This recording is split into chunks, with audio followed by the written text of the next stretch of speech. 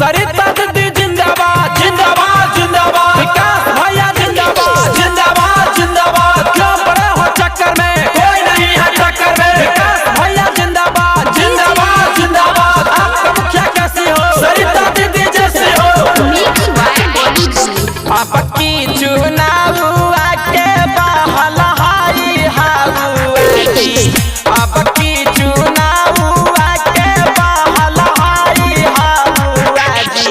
सरिता दीदी के जी तई है चाचा, मुखिया सरिता के बनई है चाचा। पर पीपन चैतावा से हाथिन सरिता दीदी, पर पीपन चैतावा से हाथिन विकास भैया।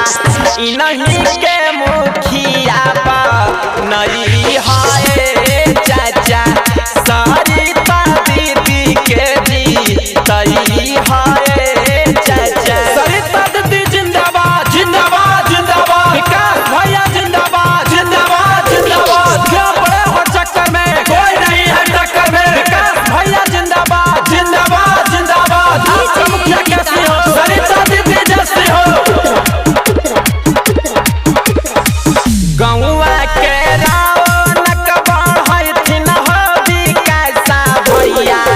गौवा के रौनक बढ़ैथिन हो सरिता दीदी।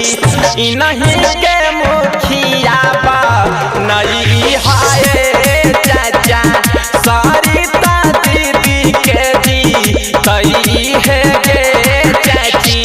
नली गली पीसी ढलैया करावाई नदी, नली गली पीसी ढलैया करावाई नदी।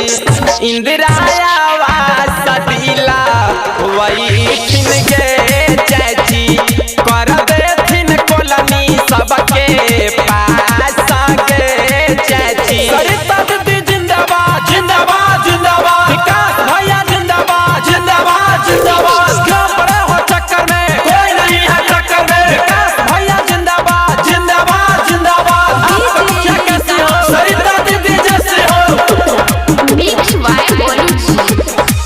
चोरबाई वानावन के झांसा में ना आई हाजी। चोरबाई वानावन के झांसा में ना आई हाजी। सरिता दीदी के जी तई है चाचा, मुखिया विकास के बनई है चाचा। गली गली घुमा हाथिन दीदी सरिता दीदी, संघवा में घुमा हाथिन भैया विकास भैया।